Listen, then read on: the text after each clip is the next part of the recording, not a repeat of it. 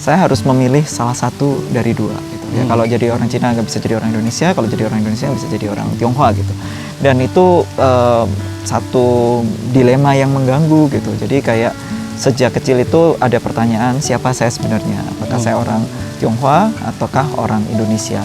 Mungkin ya orang itu baru mempertanyakan identitas ketika dia merasa dia terancam, Kak, identitasnya terancam gitu. Kalau mungkin dia tidak pernah merasakan ancaman, tekanan, diskriminasi, ketidakadilan karena identitasnya, dia mungkin nggak merasa normal-normal aja gitu. Ya, betul. Nah, manusia itu cenderung homogenistik. ya. Tapi dari contoh-contoh yang disampaikan ternyata homogenistik itu bisa menyempit. Misalnya tadi konteks bahasa Jawa, orang maunya ngomong bahasa Jawa, tapi sekarang homogenistiknya malah meluas ke dalam bahasa Indonesia dan bahkan bahasa internasional. Apakah memang selalu bergeser-geser seperti itu homogenitasnya?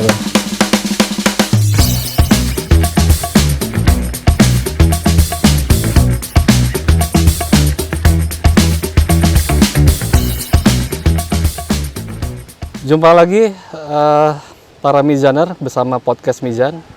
Bersama saya Panji Haryadi dan di samping saya sudah ada Mas Agustinus Wibowo. Kita lanjutkan kembali dari episode sebelumnya, sekarang di episode yang kedua. Nah, di episode yang pertama, pada akhir pembicaraan, Mas Agus sempat bilang bahwa perang dan konflik itu berperan penting dalam membentuk suatu penyatuan identitas.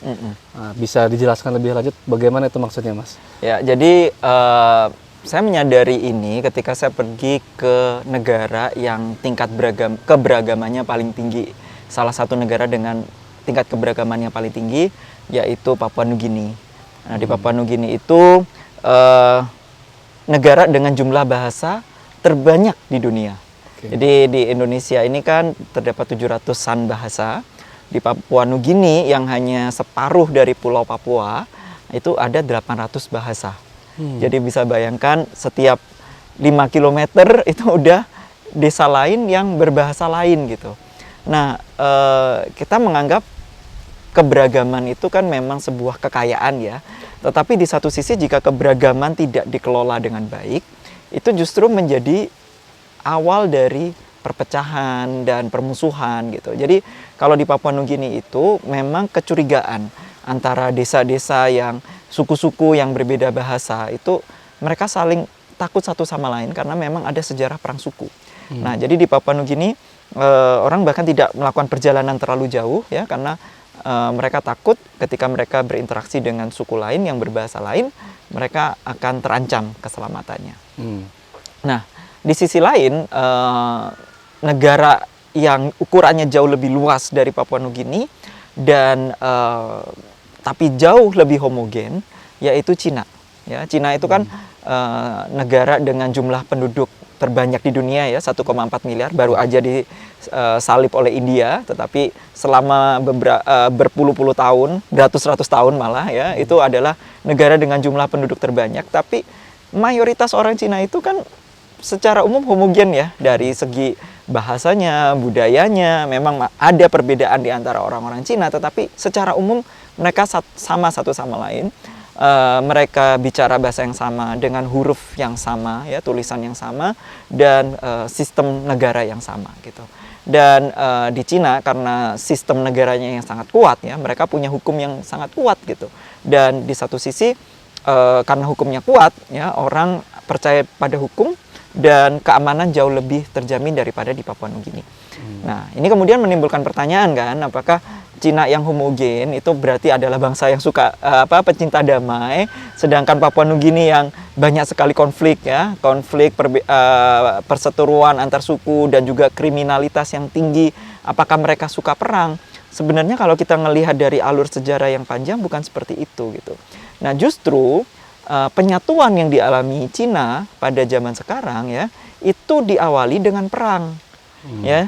Jadi Cina itu dulu juga negara yang terdiri dari banyak sekali negara, beratus-ratus negara yang saling berperang satu sama lain, hingga kemudian pada masa pemerintahan Kaisar Qin Shi Huang ya, dia mempersatukan seluruh Cina di bawah dinasti Qin itu pada tahun 221 sebelum Masehi. Nah, sejak itulah ya Kaisar Qin kemudian mempersatukan bahasa Cina, ya hurufnya dipersatukan, sistem hukumnya, kemudian sistem ukuran, ya mata uang, dan dari sanalah perlahan-lahan identitas bangsa Cina terbentuk.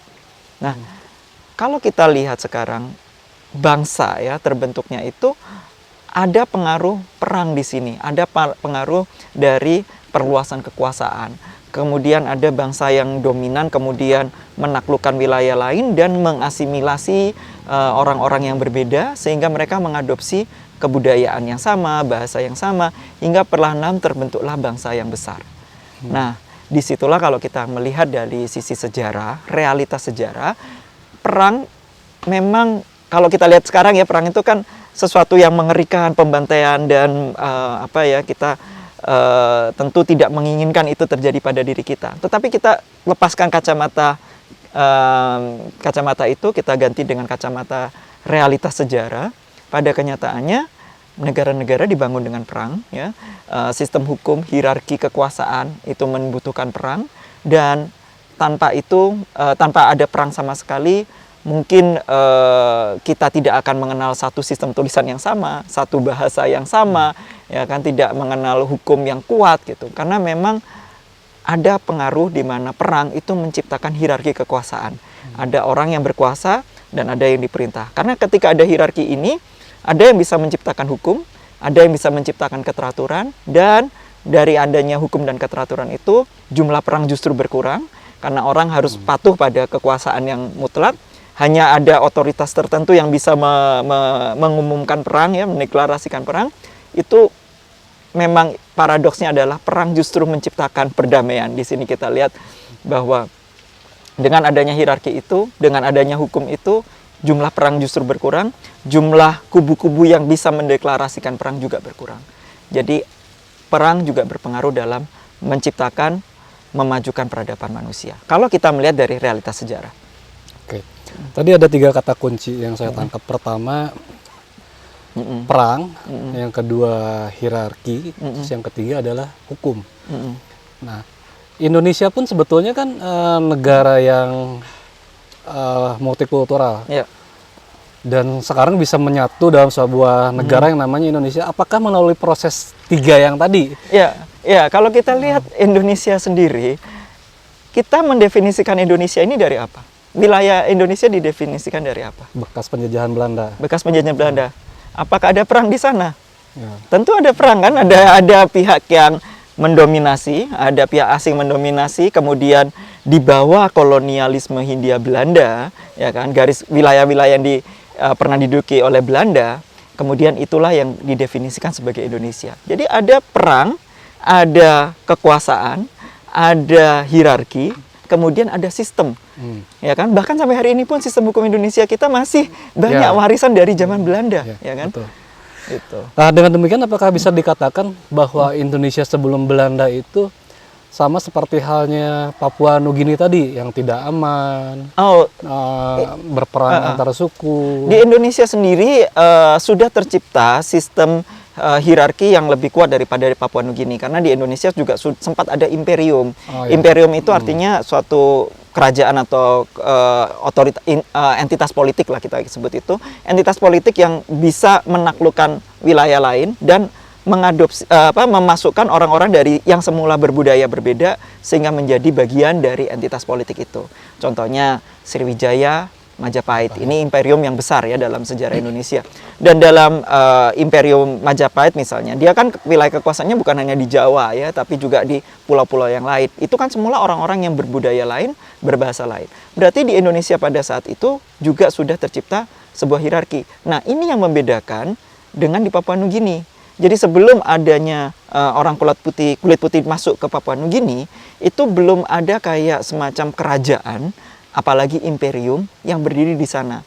Jadi di Papua Nugini sebelum adanya interaksi dengan orang kulit putih, orang Eropa, belum ada tulisan, ya kan? Tidak banyak peninggalan bersejarah yang seperti kita punya Borobudur atau apa. Di Papua Nugini tidak ada peninggalan-peninggalan seperti itu. Karena untuk membangun Borobudur, ya kan, diperlukan imperium, diperlukan hierarki, diperlukan raja yang bisa menggerakkan massa sedemikian besar ya. diperlukan dana yang sedemikian besar yang dikumpulkan melalui pajak, melalui juga penaklukan, dan orang bisa membangun peradaban seperti itu. Harus juga ada ilmu pengetahuan, ada tulisan di sana, ya kan, ada matematika, arsitektur dan sebagainya. Dan itu tidak mungkin dibangun dalam masyarakat yang tidak punya hierarki sama sekali. Oke. Kalau kita berandai-andai ya, dari kumpulan kecil yang berbeda disatukan oleh suatu kekuatan dominan. Kemudian kalau dalam contoh Indonesia tadinya Majapahit, kemudian beralih ke Belanda, kekuatannya lebih besar lagi. Ini ujungnya kemana? Apakah kira-kira sampai nanti sedunia atau kayak gimana ya? Kalau kita lihat arahnya sekarang kan kita mengarah pada globalisasi, ya kan? Kita sekarang nganggap kayak globalisasi, sebagian orang ya, nggak semua, menganggap itu kayak kata yang dibenci mungkin karena kita menganggap itu identik dengan kapitalisme dan pandangan-pandangan yang ketidakadilan seperti itu. Tapi sebenarnya globalisasi, kalau kita lihat kata globalisasi itu dari kata global, artinya dunia, di mana dunia menyatu. Dan globalisasi itu bukan sesuatu yang baru, gitu. Globalisasi itu sudah terjadi ribuan tahun yang lalu, bahkan dengan adanya jalur sutra, ya, perdagangan jalur sutra yang menghubungkan Tiongkok dengan Eropa, ya, dengan Romawi, dan melintasi berbagai peradaban. Ada Asia Tengah, ada Persia, ada India, dan sebagainya. Dan dari jalur perdagangan ini, terjadilah interaksi antar budaya, interaksi antar peradaban. Ada penyebaran agama melalui jalur perdagangan ini. Ada pertukaran ilmu pengetahuan, ya kan? Ada alih teknologi di sana. Orang Cina misalnya menemukan kertas, kemudian teknologi itu menyebar ke Arab. Orang Arab kemudian mencetak banyak buku, melakukan penerjemahan, ilmu-ilmu yang didapatkan orang Arab, yang dikembangkan orang Arab, kemudian menyebar juga ke Eropa. Itu adalah globalisasi yang melalui perdagangan, perang, dan migrasi. Tiga hal ini menyebabkan adanya pertukaran budaya. Dan itu yang menyebabkan peradaban manusia bisa maju. Nah, kalau tidak ada tiga hal itu, di mana perang, migrasi, dan perdagangan, ya, budaya tidak saling mempengaruhi, budaya terisolasi, mereka akan menjadi budaya yang tidak berkembang, gitu kan. Mereka hidup dalam dunianya sendiri. Sedangkan apa yang menyebabkan peradaban maju itu adalah interaksi antar budaya. Jadi globalisasi itu adalah hal yang sudah lama, ya kan, sejak zaman jalur sutra. Kemudian globalisasi yang lain adalah pada saat orang Eropa melakukan penjelajahan samudra. Orang Spanyol, Portugis kan yang mengawali, kemudian mereka menemukan, istilahnya menemukan dunia baru, ya, benua Amerika, dan juga mereka menjelajah sampai ke Asia dan melakukan perjalanan mengitari bumi. Nah, dari sanalah berawal kolonialisme. Kolonialisme Eropa pun juga adalah sebuah globalisasi. Kenapa? Karena kolonialisme Eropa pada saat itu punya ciri khas adalah mereka lintas benua. Ya, tidak sama dengan kolonialisme imperialisme pada zaman Genghis Khan misalnya, di mana semuanya adalah darat, wilayah darat yang dari Mongolia. Tapi Eropa mereka adalah lintas benua. Dan dari lintas benua ini terjadi pertukaran. Pertukaran dari yang paling nyata adalah dari tumbuhan dan hewan yang ada dalam benua-benua berbeda bisa saling bertukar. Jadi contoh, dulu di Asia itu nggak ada jagung. Nggak ada cabai, ya. Cabai dan jagung itu berasal dari benua Amerika. Nah, setelah orang Eropa menguasai Amerika, kemudian mereka membawa jagung, cabai masuk ke Eropa, masuk ke Asia, sehingga kita mengenal. Sekarang orang Indonesia kebayang nggak sih makan nggak ada cabai gitu? Tapi pernahkah kita terpikir nenek moyang kita, ya, ratusan 1000 tahun yang lalu sebelum adanya imperialisme Eropa, gimana mereka makan pedas? Bukan dengan cabai tentunya, karena cabai bukan tanaman yang asli dari Asia. Nah, itu disebarkan ke sini melalui kolonialisme. Dan banyak hal yang seperti itu. Orang Eropa semula tebu itu dari Asia, ya, dari wilayah Indonesia, Asia Tenggara, gula, dan itu kemudian dibawa sampai ke benua Amerika. Dan di situ banyak perkebunan tebu. Apa yang dulunya khas Indonesia, misalnya rempah-rempah, ya, pala, cengkeh, lada juga, itu akhirnya juga bisa ditanam di benua-benua lain. Indonesia sekarang terkenal sebagai untuk tanaman kopi. Ya, mungkin Mas Panji juga suka ngopi. Nah, ini juga ada hubungan dengan kolonialisme Eropa yang membawa perkebunan kopi ke sini. Dari Afrika ya kopi? Iya, kopi kan dari Afrika dibawa ke sini. Jadi itu juga bagian dari globalisasi. Globalisasi mempertukarkan barang, mempertukarkan manusia. Jadi kalau kita pergi ke benua Amerika sekarang banyak sekali orang kulit hitam yang mereka adalah keturunan dari budak-budak yang dibawa oleh orang Eropa dari Afrika untuk bekerja di perkebunan tebu yang ada di benua Amerika. Tebunya sendiri dari Asia. Jadi hal-hal seperti itulah. Kita semua saling bercampur ya. Makanan kita adalah campuran dari berbagai bangsa, berbagai lokasi di dunia. Kemudian pakaian kita ya, bahasa kita, kemudian huruf yang kita pakai, huruf Latin ini juga nenek moyangnya adalah dari Timur Tengah sana, kemudian menyebar ke Eropa, lalu kita adopsi karena kolonialisme juga. Jadi banyak elemen yang kita gunakan sekarang ini dibangun dari globalisasi yang dari 3 hal tadi, perang, migrasi, dan perdagangan. Saya ini tidak berdasar urutan ya, jadi bukan berarti perang harus yang dominan, tapi 3 hal ini yang mempengaruhi dalam peradaban kita. Nah, kaitannya dengan tadi kan soal globalisasi saya hubungkan dengan pemerintahan yang dominan tadi. Jadi apakah mungkin di masa depan tuh akan ada pemerintahan dominan yang menguasai dunia? Karena kan arahnya begitu kan, diantaranya beda, dikumpulkan oleh satu kekuatan besar yang dominan, akhirnya menjadi di bawah satu pemerintahan. Nah, itu utopianya, itu impiannya, atau kayak mungkin manusia juga membayangkan, dan kalau kita lihat dari karya-karya utopia itu banyak mengimajinasikan bahwa jumlah negara akan semakin berkurang gitu kan. Kemudian ada satu pemerintah global yang mengatur semuanya sehingga semuanya jadi teratur ya kan, semuanya mengikuti pusat. Dan itu adalah fenomena yang muncul dalam globalisasi kita pasca Perang Dunia II. Karena kan Perang Dunia II kan kita tahu perang yang sangat dahsyat ya, dengan tewasnya puluhan juta manusia ya. Itu melibatkan hampir seluruh dunia, apalagi kemudian disusul dengan kemungkinan perang nuklir karena negara-negara adikuasa itu menguasai nuklir. Setelah itu muncullah PBB, Perserikatan Bangsa-Bangsa. Ini dulu nggak ada yang seperti itu. Dulu ada LBB tapi dia tidak terlalu berguna. Kemudian manusia menciptakan, negara-negara menciptakan sesuatu yang lebih besar, PBB, yang melibatkan semua negara, hampir semua negara di dunia sekarang. Dan kemudian mulailah ada standar-standar hukum yang semakin mengikat, yang berlaku bagi hampir semua negara di dunia. Ya, karena ada sistem dari standar dari PBB. Nah, tapi kalau kita lihat contoh lain dari globalisasi adalah di Eropa, ya kan, adanya Uni Eropa. Uni Eropa itu dulu awalnya dari organisasi kecil ya, untuk masyarakat batubara ya, dari negara-negara Eropa untuk membuat suatu komunitas batubara. Sebenarnya adalah satu kerjasama yang sangat sempit. Kemudian mereka berkembang hingga sekarang Uni Eropa mencakup 20-an negara Eropa. Mereka meleburkan garis batasnya, ya kan? Mereka meleburkan aturan imigrasinya, menyatukan mata uangnya, ya kan? Dan negara-negara itu juga harus patuh pada keputusan bersama yang ditetapkan di Brussels.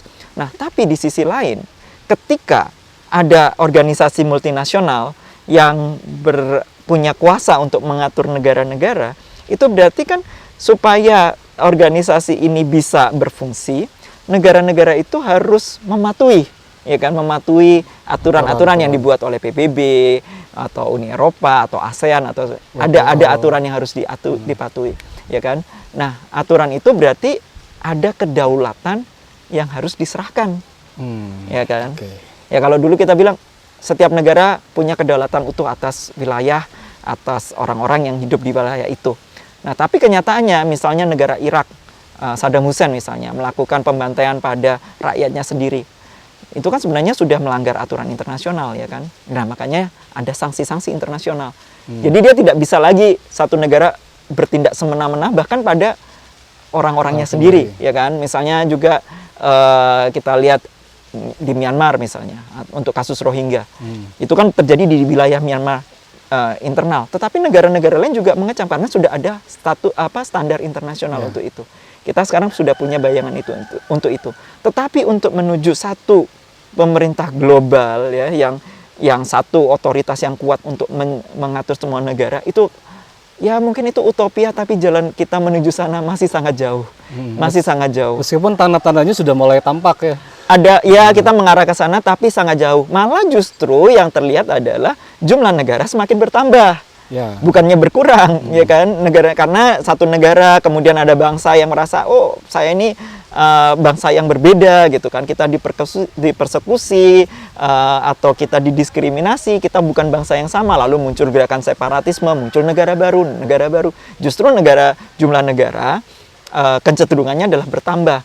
Kemudian di satu sisi ada pertentangan di antara negara-negara itu ketika mereka harus menyerahkan sebagian kedaulatannya kepada pemerintah atau organisasi multinasional ini, ada ketidaksetujuan gitu. Ada misalnya contoh di Inggris terjadi Brexit ya kan. Karena sebagian orang menganggap bahwa Inggris sudah terlalu mengorbankan banyak kebebasannya sendiri untuk mengatur wilayahnya sendiri untuk Uni Eropa, dan itu menyebabkan ketidaksenangan di kalangan sebagian rakyatnya sehingga terjadi Brexit gitu. Jadi jalan untuk menuju globalisasi itu atau penyatuan total itu nggak gampang lah, dan itu kita nggak tahu harus melewati beberapa fase. Saya sendiri yakin itu bukan satu jalan lurus kita akan menjadi globalisasi, tapi kita globalisasi lalu deglobalisasi, globalisasi lagi, deglobalisasi lagi, tapi secara jangka panjang memang menuju ke penyatuan.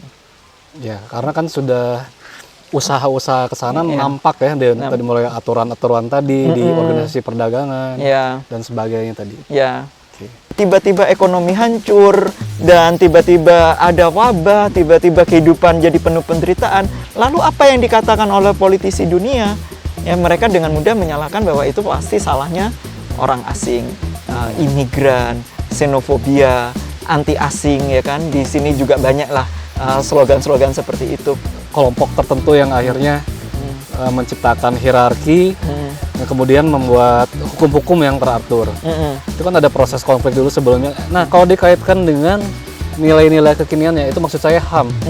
Itu kan juga ada, ya bisa dibilang ada pelanggaran HAM di sana untuk memaksakan itu. Bagaimana kita menafsirkannya gitu? Ya. Nah, kemudian mereka punya hak veto sehingga tidak peduli 100 negara udah setuju tentang resolusi ini. Ada satu negara aja yang memveto, batal lah resolusinya. Nah, akhirnya apa? Kita menyaksikan kok banyak keputusan yang tidak adil, atau banyak keputusan yang sepertinya memihak pada kepentingan salah satu negara besar.